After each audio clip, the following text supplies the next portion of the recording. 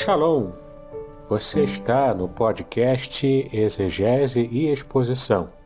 Exegese on demand para você. Aqui é o Davidson Bignon. Eu sou mestre em Ciências da Religião, professor de Exegese Bíblica no seminário, pastor congregacional e também publisher editorial. Eu ajudo pastores e líderes cristãos a fazer estudos bíblicos na igreja sem ter problemas com interpretações erradas. Então, se você está pensando em compreender a sua Bíblia com segurança, não deixe de assistir a mais episódios como este aqui. Muito bem, então assine o canal, acione o sininho, curta, comente e também compartilhe. Você poderá me dar uma força me ajudando a ampliar o alcance com os estudos bíblicos de qualidade na internet.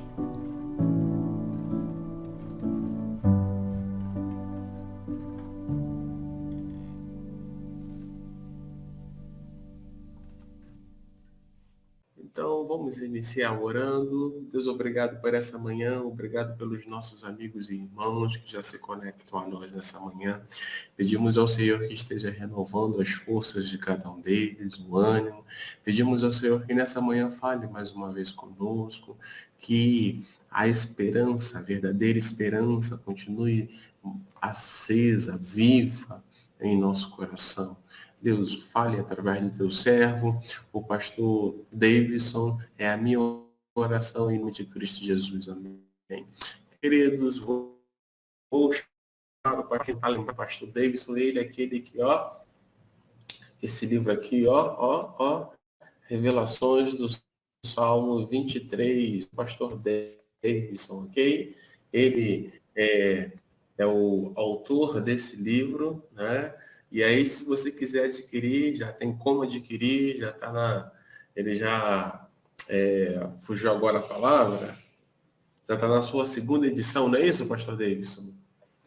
Então, Bom dia a todos, Shalom, pastor Aderson, Cris, a todos.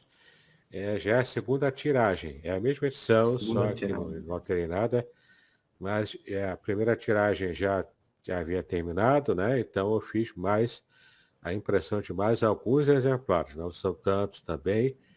Então é só você fazer contato para adquirir o livro Revelações Originais do Salmo 23. Isso aí. Então não fique fora dessa segunda tiragem, né? Então você que quer, e eu indico, vale super a pena, como leitura, como aprendizado, né? Enriquecer aí o seu conhecimento no Salmo de número 23, tá bom? Vamos iniciar então, Pastor Davidson, fique à vontade, Deus te abençoe. Manda o link para a gente abrir aqui, né? A exposição. Quero te convidar aí, se você puder, tiver como, né? Pega aí a Bíblia, o seu dispositivo eletrônico, para que você possa, então, acompanhar também o texto. Pastor Davidson, fique bem à vontade, tá? Ok, obrigado, pastor Aderson. Espero que os irmãos, que você, né, que está nos acompanhando, tenha se lembrado do primeiro capítulo de Abacuque. Eu vou até voltar aqui no primeiro capítulo de Abacuque, que a gente já começou estudando, né? Onde o profeta, ele coloca as suas queixas diante de Deus, né? Então ele fala, né, no primeiro capítulo que nós já vimos, né, que é essa mensagem que o profeta recebeu, numa visão, e então ele começa a fazer as suas queixas. E a primeira lição interessante que a gente já pega aqui é o modo como às vezes a gente acha que Deus não está atento às nossas queixas, ao modo até sincero que nós devemos falar com ele, né?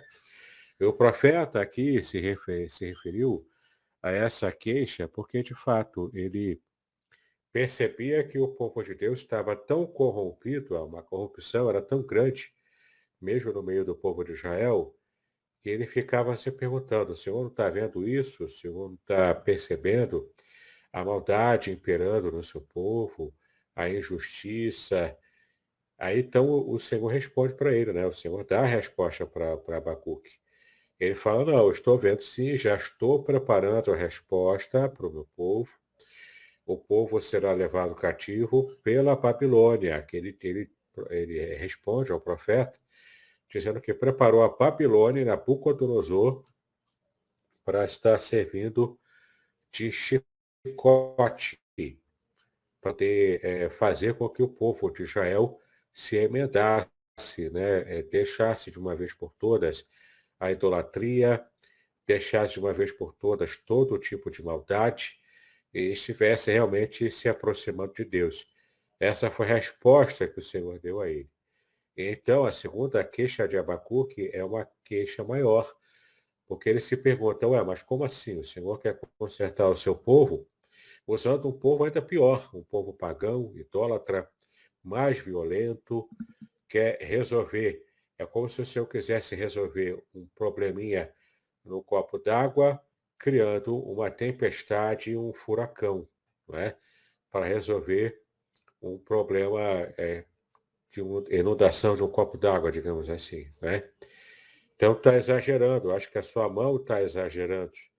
Então a segunda queixa de Abacuque reclamando sobre como Deus escolheu resolver o problema do povo, que ele não estava entendendo, não fazia lógica na mente e no coração do profeta. Como nós vimos, a primeira lição é que a gente pode sim abrir o coração para Deus em oração. Necessariamente não precisa ser uma oração pública, com outras pessoas ouvindo. Não. O Abacuque estava dando diretamente com Deus, só ele e Deus, ninguém estava ouvindo. Como ele próprio registrou, nós ficamos sabendo depois. Mas na época era ele Deus, e ninguém precisou saber disso na época. Então esse é o primeiro capítulo. O profeta começa falando, reclamando de Deus sobre a corrupção dentro do povo de Israel. Deus responde, dizendo que preparou Babilônia, o povo pior e mais violento. O profeta entra em parafuso e pergunta, como assim? Não entendi. O que o senhor está preparando para o seu povo? Por que esse peso todo? Porque toda essa disparidade, né? Essa desproporcionalidade no modo como o Senhor quer tratar o seu povo. Você não está pegando pesado demais, não. É a segunda queixa de Abacuque. Aqui no capítulo 2, que é o capítulo de nosso estudo de hoje, ele retoma o finalzinho, né, do que ele falou lá no capítulo 1 e recebe uma outra resposta do Senhor. Olha o que ele fala no versículo 1. Ó. O profeta está falando, né? Subirei até a minha torre de vigia e ficarei de guarda. Ali esperarei para ver o que ele diz, aqui o Senhor diz, né? Que resposta dará à minha queixa, a essa segunda queixa. Então, ele diz que sobe a torre de vigia, ou seja, ele fica em claro. Ele não vai dormir enquanto não receba a resposta de Deus. Ele não vai relaxar enquanto ele não receber o que Deus tem a falar para ele. Né? Isso quer dizer que ele se colocou na torre de vigia, ou seja, ele estava plenamente, plenamente acordado, não é? Plenamente em vigília, até que receba a palavra de Deus, a resposta de Deus. Ele estava querendo lá, ó, estou colocando o Senhor aqui para me responder, eu preciso que o Senhor me responda, não dá para continuar sem essa resposta, né? Por isso que ele se coloca na torre de vigia. Versículo 2, né? Começa aqui a segunda resposta do Senhor a essa segunda queixa do profeta. Então o Senhor me disse, escreva a minha resposta em tábuas, para que se possa ler depressa e com clareza, ou seja, talvez seja a primeira menção a algo parecido com cartaz ou um outdoor, né? Para que as pessoas que passassem correndo ali, com pressa, parassem um pouco para ler alguma coisa que estava escrito. Tinha que ser com letras grandes, letras garrafais, para que as pessoas pudessem entender, né? Então o Senhor me disse, novamente, né, escreva a minha resposta em tábuas, para que você possa ler depressa e com clareza. Esta é uma visão do futuro próximo, né, futuro imediato. Descreve o fim e tudo se cumprirá. Se parecer que demora a vir, espere com paciência, pois certamente acontecerá, não se atrasará, tá? Às vezes a gente tem uma perspectiva, devido à nossa ansiedade, até devido à mesma nossa pressa, né? Porque quem tem dificuldade, quem passa por lutas, tem pressa. Especialmente hoje em dia, em que vivemos, né, num mundo em que tudo é muito corrido, tudo é muito rápido. Então, simplesmente a gente precisa aprender a esperar que Deus trabalhe no tempo certo. Não é nada foge ao controle de Deus, mas tudo está debaixo do total controle do Senhor. Então, aqui o Deus responde a Abacuque, começa a falar para ele que essa seria uma visão no futuro e que se cumpriria, ainda que aparentemente demorasse. Ainda que o coração humano, com pressa, ache que Deus está indolente. Deus não está indolente, né? Deus não está deitado eternamente em berço celestial esplêndido. Não, ele está, na verdade, atento e está preparando a resposta final para essas questões aqui que o profeta levantou, né? Veja que o versículo 4, ele é muito importante nesse capítulo 2, né? O versículo 4, olhe para os arrogantes, aqui se refere aos babilônios, né, no contexto. Olhe para os arrogantes, os perversos que em si mesmos confiam. O justo, porém, viverá por sua fidelidade a Deus. Aqui ele faz uma referência tanto aos babilônios, principalmente, mas também faz referência ao povo de Deus que estava vivendo em arrogância.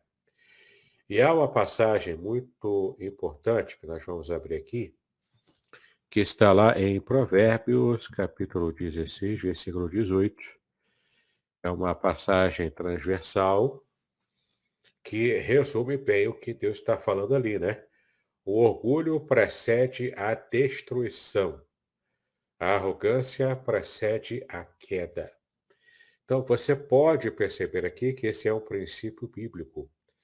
E que princípio bíblico seria esse? O princípio bíblico de simplesmente estarmos buscando em humildade a ação divina. E aqui vem o conceito bíblico até mesmo de mansidão. Porque às vezes a gente lê na palavra, né, a palavra mansidão, e a gente acha que mansidão é aquele cara melancólico, fleumático, de temperamento dócil, não é? Que não se apurrinha com nada, que não fica nervoso com nada. Não é isso que a Bíblia diz, né? O manso é aquele que é humilde, diante de Deus, principalmente. É aquele que se submete à direção divina, entendeu? E é claro que quando a pessoa se submete à direção divina, e ele é humilde perante Deus, isso também afeta o seu relacionamento com os outros, com outros seres humanos, com o seu igual. Ele também é humilde e também trata bem as pessoas, né?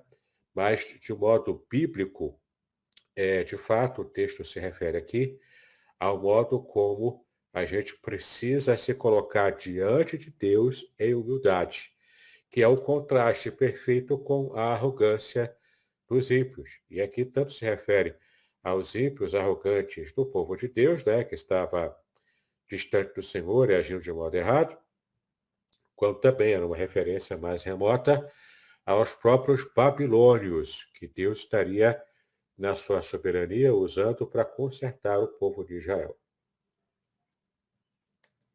Então ele diz, né, olhe para os arrogantes, os perversos que em si mesmos confiam, que não confiam em Deus, confiam em seu próprio braço. O justo, porém, viverá por sua fidelidade a Deus, não é? Então, aqui vem, né, talvez a sua versão seja essa aqui, né? A versão da Almeida Revista e Atualizada. Eis o soberbo, sua alma não é reta nele, mas o justo viverá pela sua fé. E essa é a parte aqui do versículo, foi inclusive retomada por Paulo em Romanos, capítulo 1, e foi inclusive o mote principal que levou Martinho Lutero a fazer o movimento de reforma lá na Idade Média, né? essa máxima aqui de que o justo viveria pela sua fé. A palavra fé é uma palavra muito importante que aparece aqui no texto em hebraico. Eu abri aqui uma versão que tenha algumas informações sobre a língua original, e a palavra fé, você pode ver aqui, ó, que em hebraico, no original em hebraico, é a palavra emuná. Inclusive, se você deseja mais informações sobre essa palavra, eu tenho no meu canal do YouTube um estudo bastante interessante sobre a palavra emuná, tá bom? Que é a palavra fé, geralmente traduzida como fé, mas também tem outros tipos de tradução possível. E é provavelmente essa outra forma de tradução que está em voga nesse contexto aqui, de Abacuque, capítulo 2, versículo 4. Né? Quando a emuná significa, literalmente, firmeza, fidelidade e estabilidade. Ou seja, é a pessoa que está com a estaca fincada no chão. Ele está firme, ele tem uma boa base para a sua vida, que no caso seria a confiança na palavra de Deus. A confiança, no caso aqui do profeta Abacuque, confiança na palavra profetizada por Deus, nessa palavra que ele está recebendo aqui, que é uma palavra de que Deus agiria, inclusive usando o povo babilônico, né, para poder consertar o povo de Deus, tá? Então aqui Deus, nessa resposta que dá para Abacuque, ele fala sobre os arrogantes, fala sobre os perversos também, que confiam em si mesmo, né? E o justo, em contraste, viverá por sua fidelidade a Deus, tá bom? De fato, aqui a palavra fidelidade, ela é uma tradução muito perfeita dentro do contexto da palavra hebraica emuná, como nós acabamos de ver, né? Versículo 5, a riqueza é traiçoeira, e os arrogantes nunca descansam. Escancaram a boca como a sepultura e como a morte nunca se saciam. Em sua cobiça ajuntaram muitas nações e engoliram muitos povos. Quantas pessoas vemos hoje em dia, né, que são ricas, amam a riqueza e simplesmente dissolvem a sua vida espiritual, até mesmo a sua felicidade emocional é também dissolvida devido a essa busca desenfreada pela riqueza. Isso não quer dizer que haja virtude meramente na pobreza. Não há virtude alguma na pobreza. Você não tem que se contentar em ser pobre. Ser pobre não te aproxima de Deus, muito pelo contrário. A pobreza pode afastar as pessoas de Deus quando cria aquele sentimento de injustiça ou de revolta por não conquistar uma vida feliz, uma vida um pouco mais tranquila aqui na Terra, não é?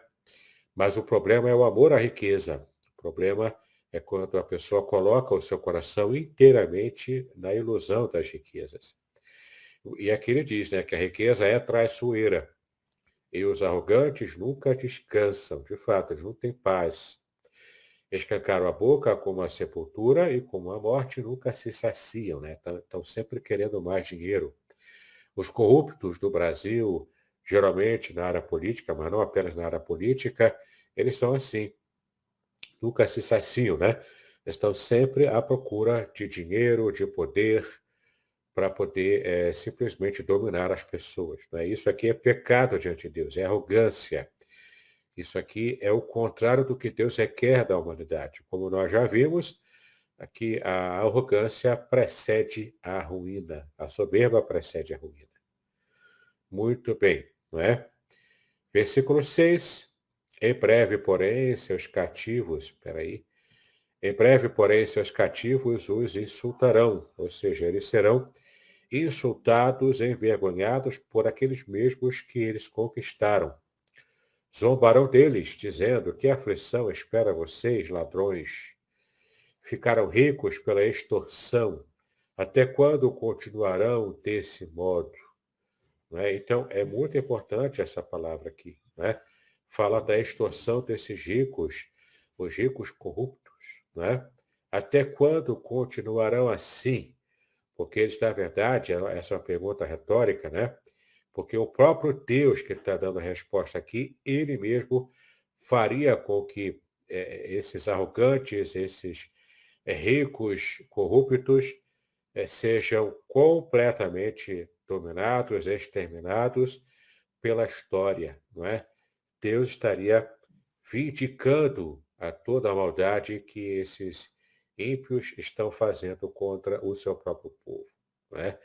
Deus não está indiferente ao sofrimento dos seus servos, do seu povo. Deus, na verdade, ele está bastante atento, né? Está agindo tanto para consertar o seu povo, quanto também para vindicar os inimigos do povo. Versículo 7. De repente, seus credores tomarão providências. Eles se voltarão contra vocês e levarão tudo o que têm, enquanto vocês olham trêmulos e indefesos. Aqui ele se refere a esses israelitas que estavam agindo com arrogância, que seriam então dominados pela Babilônia. Não é? Versículo 8. Porque saquearam muitas nações, agora todos os sobreviventes os saquearão. Aqui já é juízo contra a Babilônia, né? Porque saquearam muitas nações, agora todos os sobreviventes os saquearão. Cometeram homicídio nos campos e encheram as cidades de violência. Aqui está falando propriamente de Nabucodonosor dos babilônios. Versículo 9. Que aflição espera vocês que constroem casas enormes com o dinheiro obtido por meio de opressão? Acreditam que a riqueza comprará segurança e manterá sua família afastada do perigo. Mas com os homicídios que cometeram, envergonharam o seu nome e condenaram a própria vida. Olha o tipo de destruição e de vergonha que Deus traria para esse povo soberbo, né? Especialmente o povo babilônico. E, de fato, Nabucodonosor, ele foi atingido por Deus com algum tipo de doença mental e ele ficou andando de quatro durante vários meses. Ele ficou andando de quatro como se fosse um animal, comendo relva do campo, numa esquizofrenia total, não é? É uma esquizofrenia completamente produzida pelo próprio Deus, porque ele deu aso à sua loucura expansionista e à sua ditadura como conquistador. Então, todo conquistador, todo soberbo, eles todos são envergonhados por Deus. Deus não lida com essas pessoas como se fossem inocentes, né? Mas Deus está, na verdade, trazendo a sua vingança sobre todos aqueles que, inclusive, o próprio Deus esteja usando para consertar o seu povo. Versículo 11. As pedras das paredes clamam contra vocês, e as vigas dos telhados também se queixam. E olha que interessante, no livro de Daniel, a gente percebe que no banquete dado por Belsazar, que é Daniel capítulo 5, Belsazar era neto de Nabucodonosor, quando Deus estabelece de modo concreto e definitivo naquela mesma noite a queda da Babilônia. De fato, lá em Daniel você lê que a Babilônia foi conquistada por um outro imperador, o Império Medo-Persa, chamado Ciro. Inclusive, Ciro, ele foi reputado por Deus ali, foi chamado por Deus como o Messias de Deus, o ungido, o chamado por Deus para libertar a nação já no final do cativeiro. Não é Daniel que percebe esse movimento dado por Deus, então, livrando o povo do cativeiro. Muito bem. Então, as pedras das paredes fazem referência a essa escrita na parede que Deus colocou, né, para que Belsazar não entendesse o que estava sendo escrito ali. E estava escrito assim na língua babilônica, né, que eles falavam lá, em aramaico. Estava escrito assim, Mene, Mene, Tekel, Upharsim, né? Ou seja, pesado, pesado e achado em falta. Aqui é a ideia de que alguém colocou um peso na balança, mas esse peso se perdeu, né? Perdeu valor. Essa é a ideia, né? Então Deus estava reprovando agora a Babilônia. Versículo 12. Que aflição espera vocês que constroem cidades com o dinheiro obtido por meio de homicídio e corrupção? Acaso o Senhor dos Exércitos não transformará em cinzas as riquezas das nações? Elas trabalham com afinco, mas de nada adianta. Versículo 14, pois assim como as águas enchem o mar, a terra se encherá do conhecimento da glória do Senhor. Então não adianta arrogância ímpia, não adianta adoração a outros deuses, como o deus principal da Babilônia, que era chamado de Bel. Nada disso adianta, porque o conhecimento da glória do Senhor, apesar do seu povo infiel, Deus faria com que o conhecimento da glória do Senhor enchesse toda a terra. Toda a terra estaria cheia desse conhecimento. Tem um aspecto que já se cumpriu pelo próprio Evangelho, né? Que se espalhou pelo mundo e tem levado a glória de Deus para as nações, inclusive gentias, de um modo geral, não apenas focado em Israel, né? Na nova aliança que o próprio profeta Jeremias profetizou, em Jeremias capítulo 31, versículo 31, ele fala da nova aliança, de modo profético. Isso já se cumpriu em parte, com o próprio Evangelho, a nova aliança, o Novo Testamento, o Evangelho sendo pregado.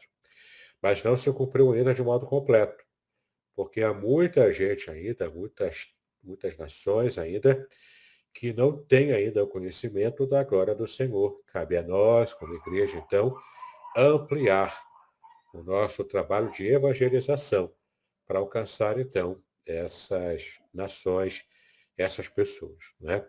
Versículo 15. Que aflição espera vocês que dão bebidas a seus companheiros? Vocês os obrigam a se embriagar e depois se alegram, maldosos, quando eles ficam nus e envergonhados, né? É um tipo de impiedade, um tipo de zombaria, sem nenhum tipo de temor a Deus, né? É o que o Salmo 1 chamaria de a roda dos escarnecedores. Né? Essa roda aqui de pessoas que bebem, se embriagam, perdem o controle e então se afastam de Deus, né? Também perdem, inclusive, o pudor devido a tanta bebida. Né? O álcool, ele tira o pudor do ser humano. Ele tira a nossa condição de pensar bem, de agir corretamente, né? Porque, de fato, ele é uma droga, o álcool é uma droga. E, infelizmente, temos percebido em nossa geração pessoas que têm se perdido muito cedo. Têm se perdido muito cedo com o vício alcoólico. Né? E ele só vai contribuir para afastar a pessoa de Deus e vai tornando a pessoa também cada vez mais soberba. Nesse caso aqui, é essa maldade, né, que fazem de embebedar os outros para depois zombar deles. Porque, de fato, né, o bêbado, ele não sabe o que faz, né? Ele perde o controle da sua vida. De fato, geralmente as pessoas assim, nessa condição, são zombadas por outras, porque perdem completamente a seriedade, né? E qualquer tipo de honra que ele podia ter. Quando eu fiz a minha faculdade, eu também além de teologia, eu também estudei letras, né? Português e literaturas, numa universidade particular. Então, enquanto eu fazia esse meu curso de letras, eu cansei, já pastor, né, já evangélico, pastor, eu cansei de receber, em vários fins de semana, na sexta-feira, no último dia de aula, receber convite de chopada. Chopada daqui, chopada de lá, com muita bebedeira, né? E cada vez mais, infelizmente, temos percebido em nossa geração que os jovens, cada vez mais cedo, estão conhecendo não apenas o sexo, né, propriamente, já até na pré-adolescência, muitos jovens já estão tendo esse tipo de conhecimento, acabando com a juventude, com a sua meninice, né, pulando etapas na vida, quanto também conhecendo o álcool muito cedo. E isso é preocupante, porque a bebida alcoólica, principalmente para jovens, né, muito cedo, abre as portas para, inclusive, outros tipos de drogas que vão, então, aprisionar essa pessoa. E entra numa espiral de infelicidade, né, de distância de Deus mesmo, né, de coração vazio, de insensibilidade espiritual, inclusive, para as coisas da vida. Podcast Exegese e Exposição. Exegese on demand para você.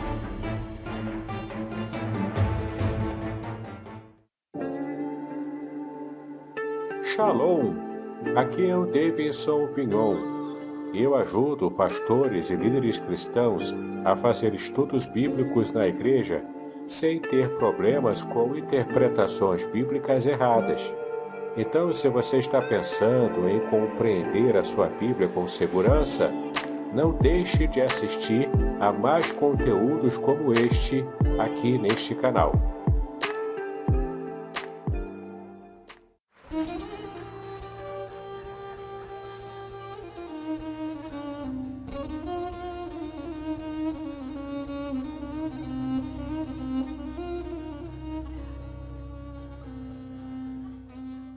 Shalom! Quero falar sobre o livro Revelações Originais do Salmo 23. Nesta obra, o reverendo Davidson Pignon nos convida a minerar pepitas de ouro escondidas no rico solo do Salmo 23. Todo livro é melhor compreendido em seu idioma original, em sua época original e em seu local original. Estamos distantes dos três no que diz respeito à Bíblia. Assim como o pastor guia as ovelhas, o reverendo tomará pela mão e o guiará em todo o trajeto para entender o Salmo 23 com todas as suas nuances que, infelizmente, se perdem em português. Numa época onde se tenta falsificar o sentido das escrituras utilizando os idiomas originais, o reverendo Pignon nos traz uma tradução correta do Salmo, e uma interpretação sóbria, sem exageros dos termos em hebraico que sofrem prejuízo na tradução para a língua portuguesa. Coisa horrível é comprar bijuteria pensando ser joia rara. Aqui não é o caso. Realmente você aprenderá a minerar pepitas de ouro com este livro. As minhas já estão guardadas no cofre. Você se surpreenderá e se emocionará com a profundidade dos sentidos das palavras do Salmo 23. Espero que este livro seja um refrigério para a sua alma, assim como foi para a minha. E que você entenda que, mesmo que esteja passando por um deserto escaldante agora, o Divino Pastor lhe guiará até águas frescas e tranquilas. Assim, para ter uma boa leitura, acesse o link na descrição.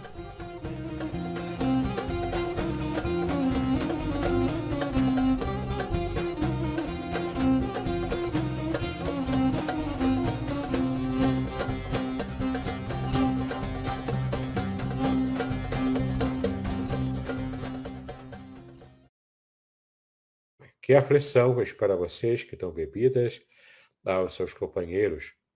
Vocês os obrigam a se embriagar, e aqui não é obrigar, né? Ou seja, uma coisa meio forçada, né? E depois se alegram, maldosos, quando eles ficam nus e envergonhados, né? Isso aqui era muito sério, algo muito sério para a época em que o povo de Israel, né, estava vivendo essa maldade, essa impiedade muito grande. Versículo 16, ó. Em breve, porém, será a sua vez de serem humilhados. O soberbo, o chicote soberbo, né, que Deus estava usando para fustigar Israel, em breve esse chicote seria quebrado. E o que chicoteia seria chicoteado agora. Então ele diz aqui, em breve, porém, será a sua vez de serem humilhados. E agora olha que interessante, né? Deus invertendo aqui a ordem. Agora é Deus que está dizendo para os babilônios, os soberbos, especialmente Nabucodonosor, né?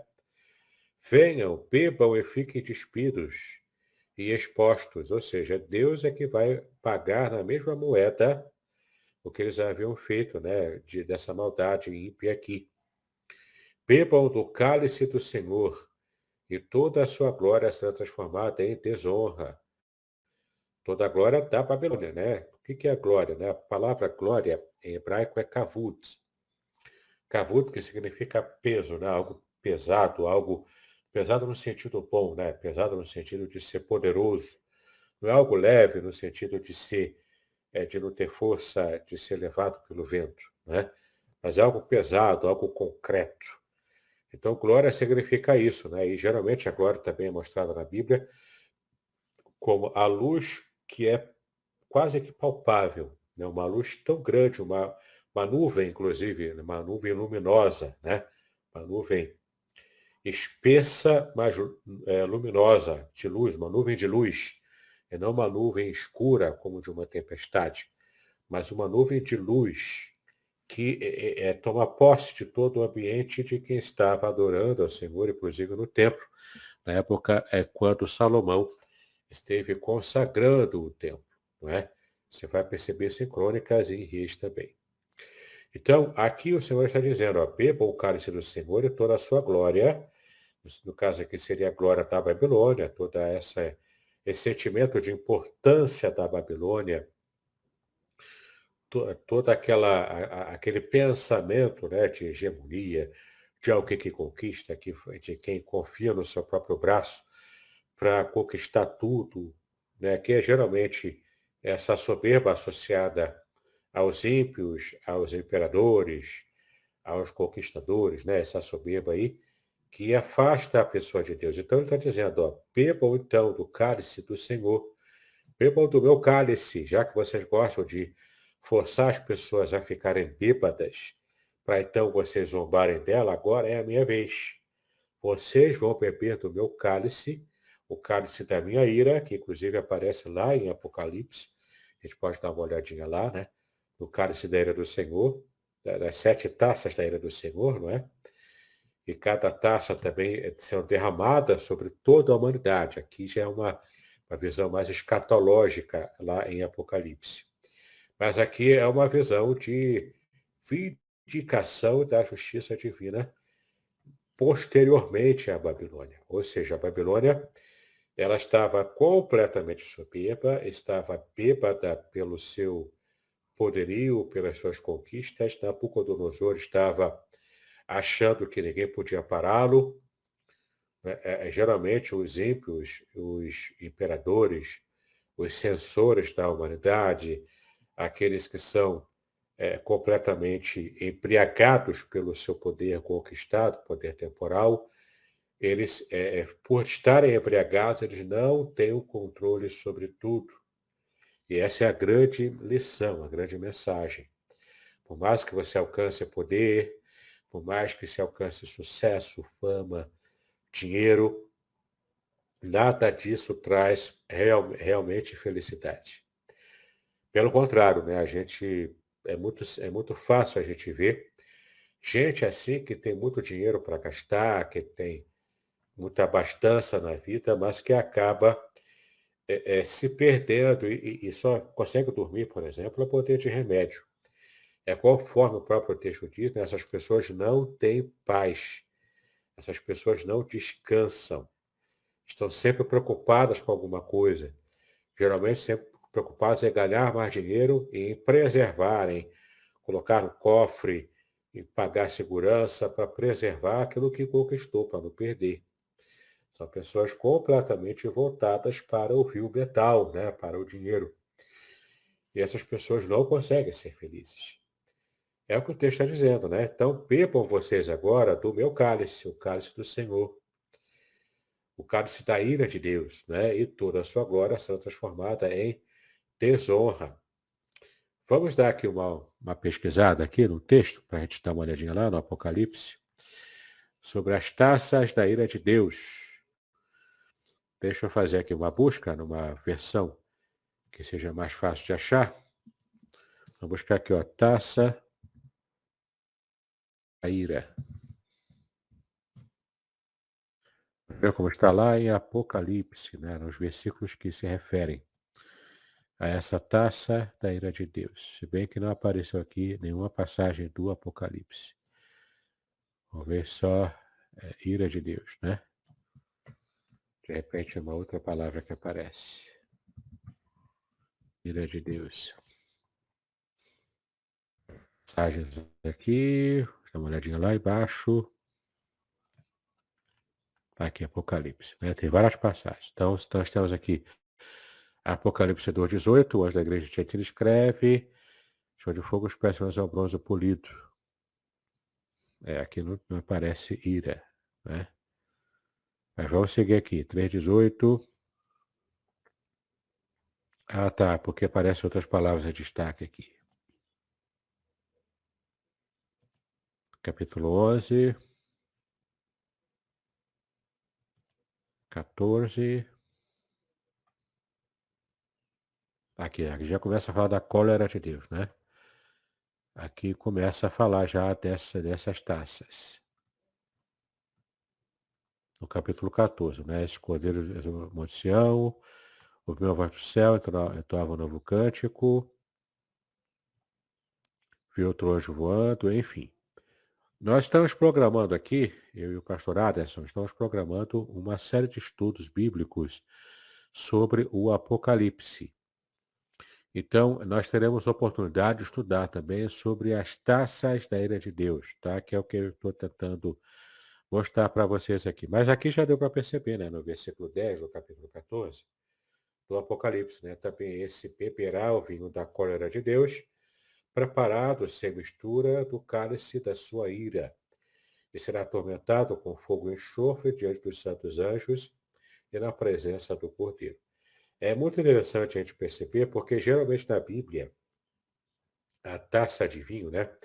O vinho, de modo geral, ele é tido como, não propriamente como esse poder embriagador, né? Do ponto de vista negativo, mas o vinho era tido como alegria. Entenda que na cultura judaica não é problema algum a pessoa ingerir álcool de modo controlado, de modo equilibrado. O problema, de acordo com a cultura judaica antiga, que transparece bastante no Antigo e também no Novo Testamento, não era beber propriamente o vinho, mas era se embriagar com esse vinho, né? O erro de Noé, por exemplo, ao construir a vinha, não foi propriamente ter ali a vinha, né, que ele plantou e fazer o vinho para beber. O problema não era esse. O problema é que ele exagerou na dose e ele ficou embriagado. Esse era o grande problema. E é interessante como Deus faz a inversão, desde Abacuque e outros profetas, até aqui no Apocalipse, né? Quando ele transforma essa ideia de alegria, alegria do vinho, né, provocada pelo vinho, ele pega o lado negativo disso, que o vinho também, ainda mais de modo descontrolado, né, consumido de modo descontrolado, ele fala justamente sobre essa questão negativa de você perder o controle, de você então perder toda a sua honra, toda a sua glória, tudo que você provavelmente conquistou. Então, tanto se refere aqui à ira de Deus contra Nabucodonosor, buscando aqui uma paridade, uma comparação, né, com aquela prática de Nabucodonosor antiga, quanto também você percebe aqui esse tipo de ação, né, de Deus usando essa figura do vinho para poder mostrar o quanto o próprio Deus envergonharia as pessoas devido a esse erro, né, a esse exagero no uso do vinho. Provérbios capítulo 20, versículo 1, também fala um pouco mais sobre isso, para que então a gente perceba o quanto a cultura judaica é contra essa questão da embriaguez, né, com o álcool, com o vinho de um modo geral. Né? O vinho é escarnecedor e a bebida forte alvoroçadora. Todo aquele que por eles é vencido, ou seja, aquele que erra neles, né, que é vencido, não é sábio. Tá vendo? Então, o problema aqui é que o vinho, ele torna a pessoa escarnecida. E a bebida forte, né, que é o vinho também, né, outras bebidas fortes também, envolvendo álcool aqui, torna a pessoa alvoroçada, o que tira toda a dignidade que a pessoa tinha antes. Né? Então, vamos voltar lá para o nosso texto de Abacuque, capítulo 2. Estamos aqui no versículo 17, se não me engano. Ou chegando lá, né? Não, antes disso.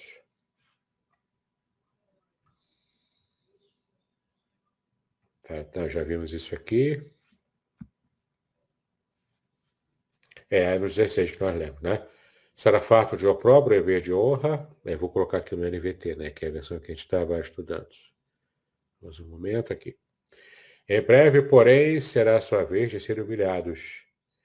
Então venham, bebam e fiquem despidos e expostos. Bebam do cálice do Senhor e toda a sua glória será transformada em desonra. Agora sim, o versículo 17.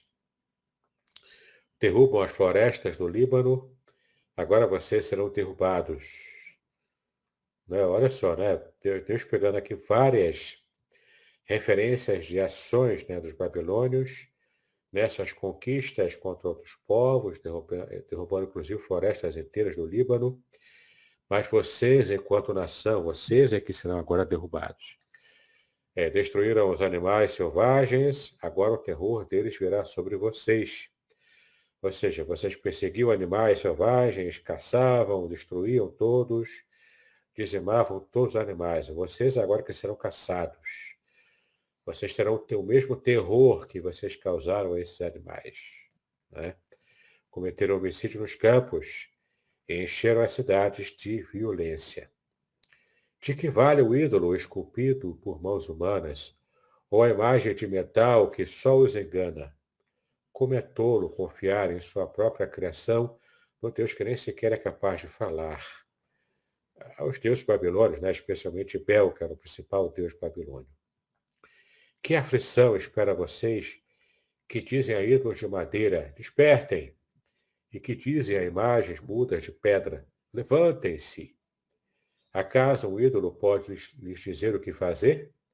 Apesar de serem revestidos de ouro e de prata, não há vida dentro deles.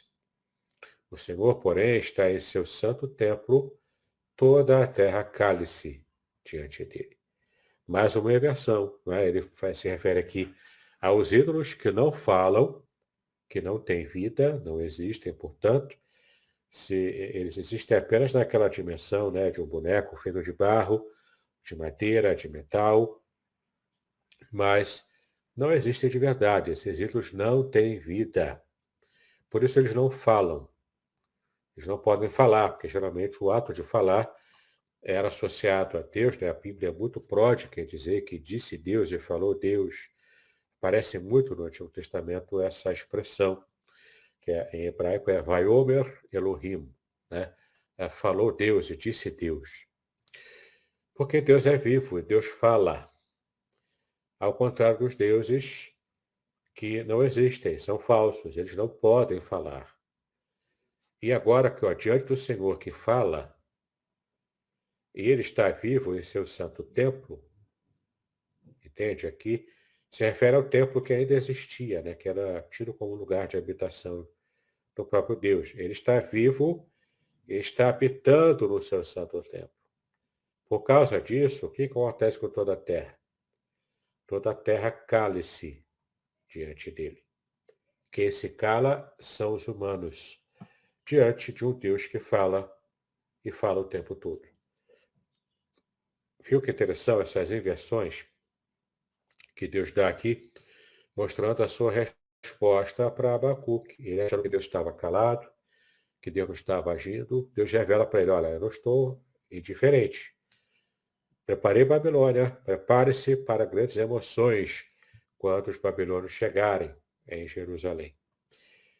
Abacuque fica apavorado com isso, reclama de novo com Deus, Deus fala novamente.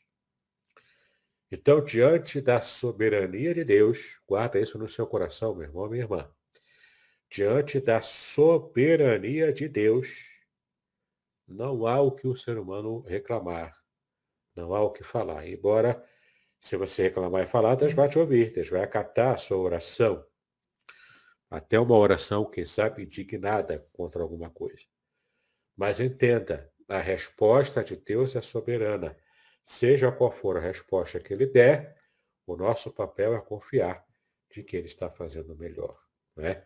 Então, toda a terra deve se calar diante dele. De fato, lá na inauguração do templo, novamente retomando essa passagem, de 2 Crônicas, capítulo 7, capítulos 6 e 7, você percebe ali que quando Deus se revela no templo, na Shekinah, né, que é essa revelação visível de Deus, da glória de Deus, a Kavod, a glória de Deus, no templo, no momento da inauguração lá com Salomão, no primeiro templo,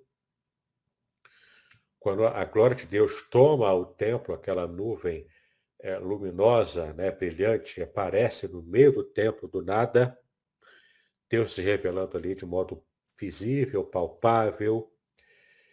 Então, todo mundo se ajoelha, todos os sacerdotes se ajoelham, levitas se ajoelham, e todos se ajoelham para adorar a Deus, porque todo ofício, toda cantoria, toda forma humana de adoração se cala quando Deus se revela. Entendeu? Por isso que Abacuque agora não estava mais se queixando. A gente vai ver no próximo capítulo, no nosso próximo encontro, no capítulo 3, qual é a única resposta que Abacuque conseguiu dar diante dessa fala soberana, completa e totalmente no controle de tudo que Deus deu ao profeta. Amém? Mas isso aí veremos no nosso próximo encontro. Já estamos aqui chegando, então, ao momento das perguntas. Eu quero agora estar aqui liberando o nosso querido pastor Aderson para esse momento especial de perguntas. Olá, queridos. E aí, Guti? Algum irmão tem alguma pergunta a ser realizada com base aí nessa exposição do capítulo de número 2? Nós vimos aí que Deus tem o controle de todas as coisas, por mais que ele suscite aí gente aí da perspectiva do próprio povo, um povo ruim, para poder corrigi-lo, ele faz isso, ele tem esse controle, e ele depois trata com esses, principalmente quando excede, né?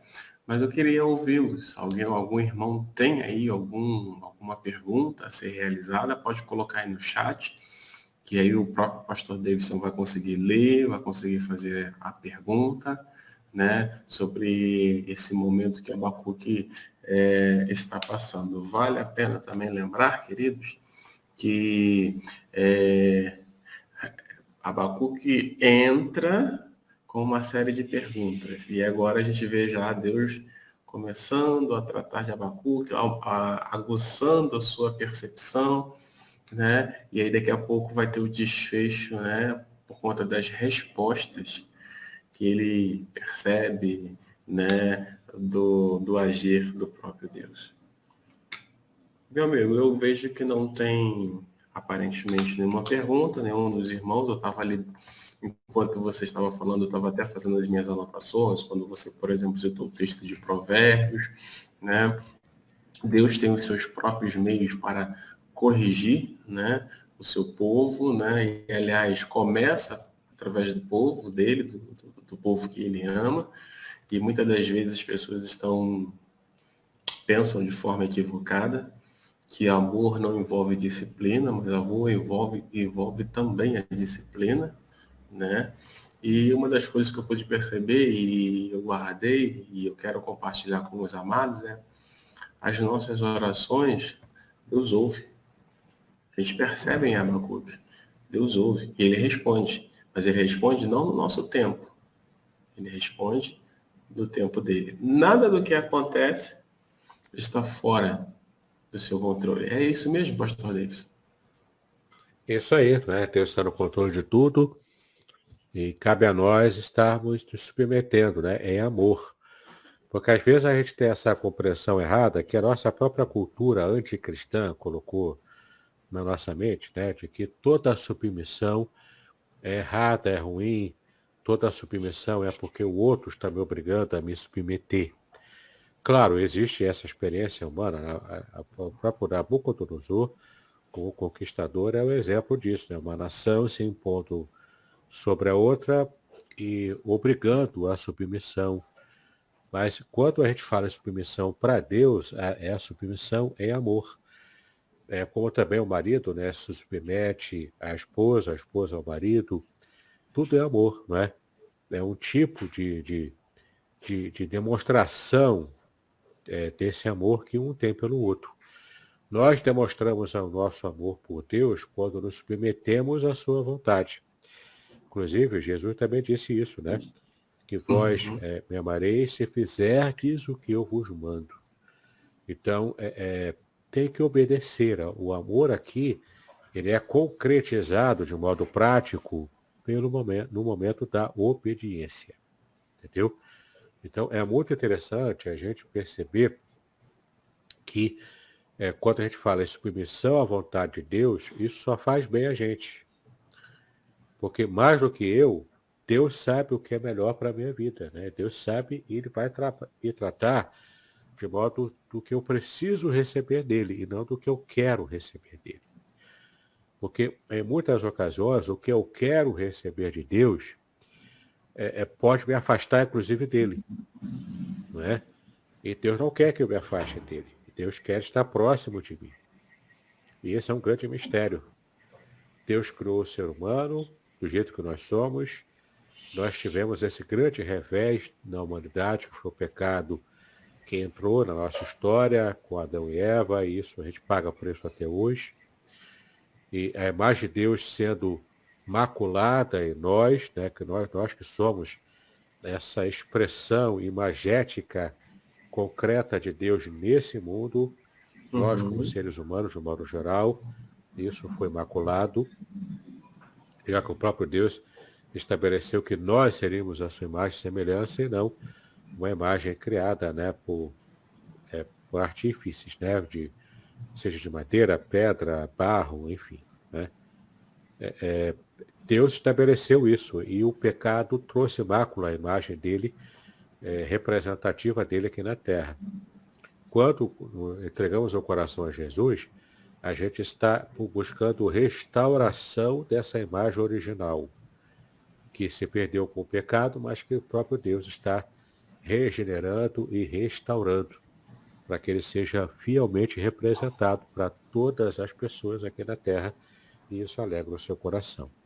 Então, esse tipo de submissão à vontade de Deus, à vontade soberana de Deus, não é pesado para a gente, quando a gente está com o coração realmente voltado a amar o Senhor. É verdade, é verdade. É uma perspectiva diferente daquela que, infelizmente, algumas pessoas não entenderam, né? Essa questão da submissão, que traz leveza. O próprio Senhor Jesus deixa registrado isso, trocar o fardo, né? O meu jugo e o meu fardo, eles são suaves, tem essa perspectiva também, né? E isso é muito importante. Queridos, estamos chegando então ao final da nossa live de hoje. Quero deixar alguns avisos importantes. Primeiro, aviso que eu quero compartilhar com vocês. O Davidson já está até ali, olha, Revelações do Salmo 23, ok? O Davidson mandou fazer mais alguns exemplares, já estão disponíveis. Então, se você quiser, qual é o telefone, Pastor Davidson? E se você quiser fazer contato para adquirir uma edição muito bonita, né? Toda ilustrada, se você observar aqui, ela é toda ilustrada, tá vendo? Tem muitas ilustrações e tem muitas revelações na língua hebraica. Tudo, claro, falado de modo simples, para que todo leitor consiga entender, não precisa ter compreensão alguma de língua hebraica. Você vai entender tudo do que está no original, lendo, naturalmente, em português. Né?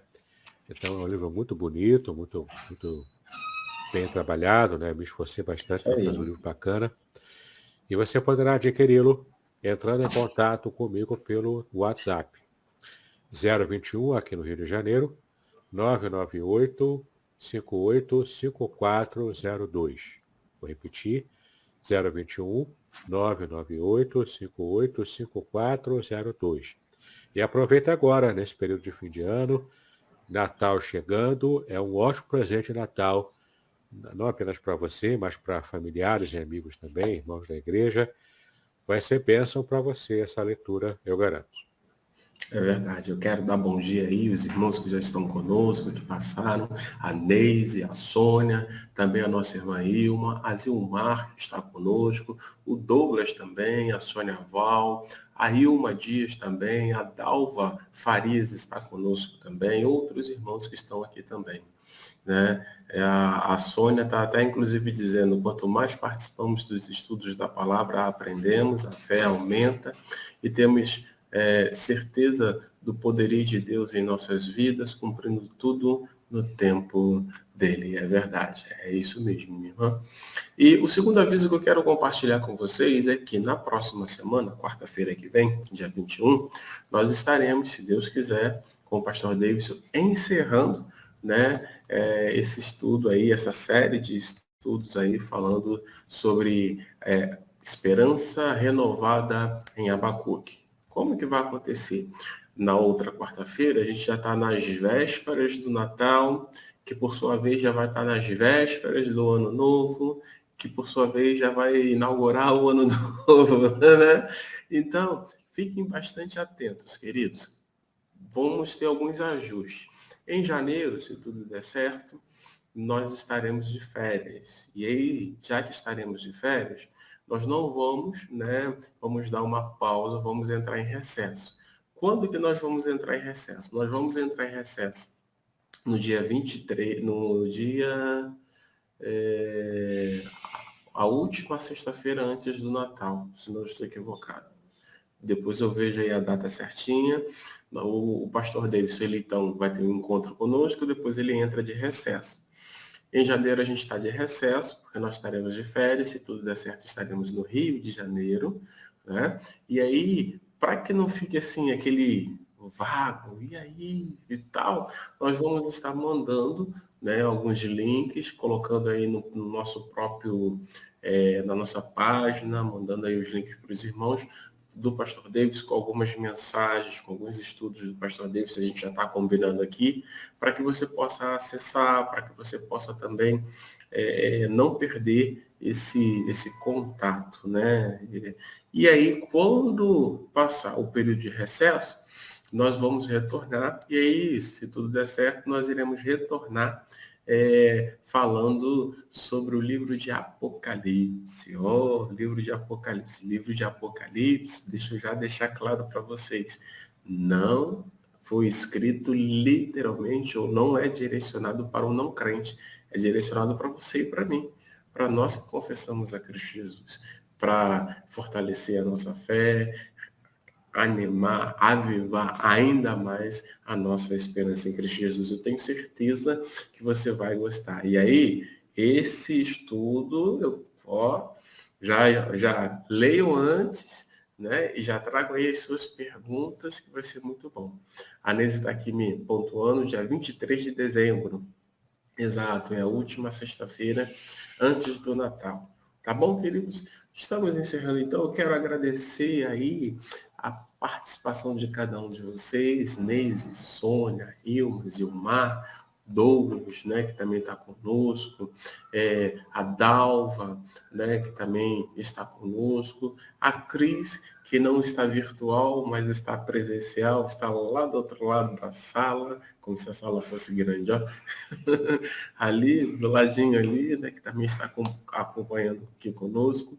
E aí, então, eu quero agradecer a vocês e quero agradecer ao pastor Davidson pela parceria, por prontamente, né, aceitar a parceria, de estar caminhando conosco virtualmente, sendo instrumento de Deus para aumentar o nosso conhecimento bíblico, que faz muito sentido aquilo que a nossa irmã Val colocou aí no comentário.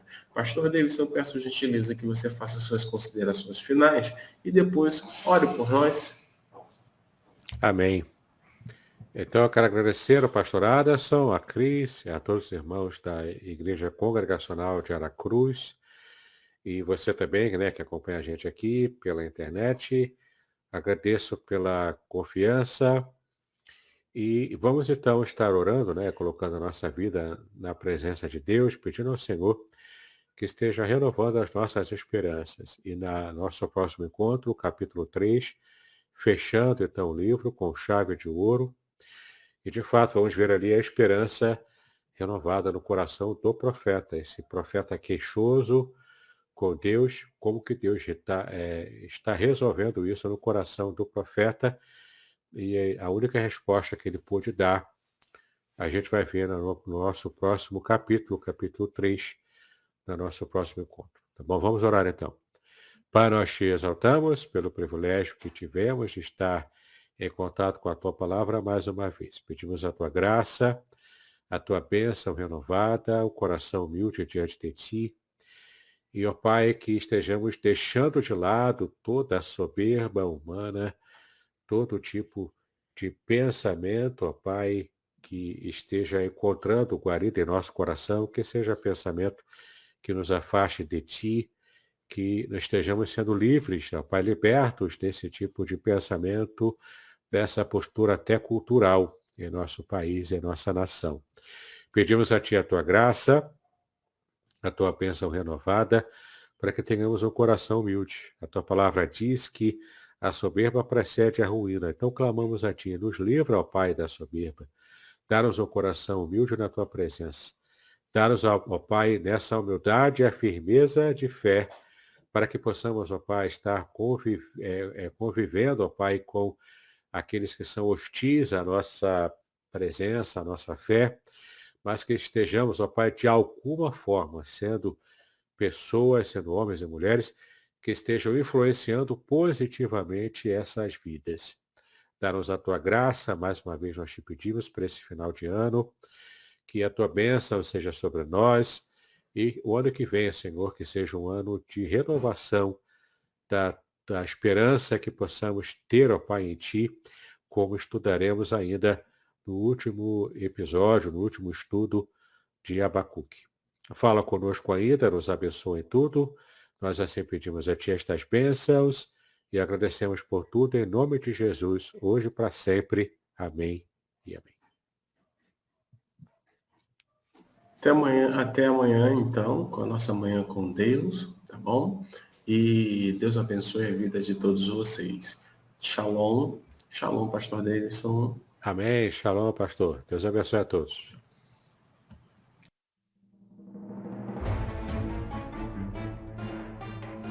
Muito bem, agora o que eu gostaria de ver é a sua participação.